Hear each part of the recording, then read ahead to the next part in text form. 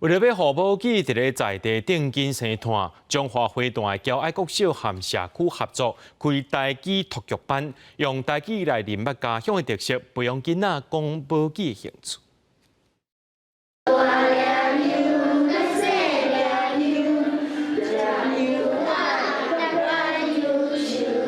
囡仔大声唱出代表中华花坛西施优的歌曲。中华县花坛乡的骄爱国小参社区合作举办台语读剧的课程，以在地文化做主题，小解故乡的特色。梅花、樱花、李亚花、棒年花、甲金针花。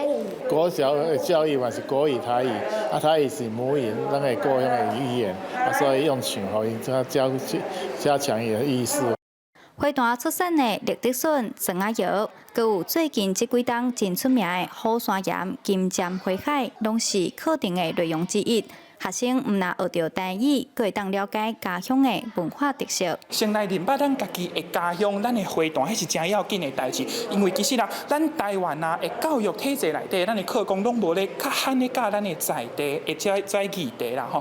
骄爱国小表示，这届甲社区合作试办台语读剧班的效果真好，按算明年会继续举办，正做固定的课程，用生活中的议题培养囡仔人讲台语的兴趣。记者杨淑晴综合报道。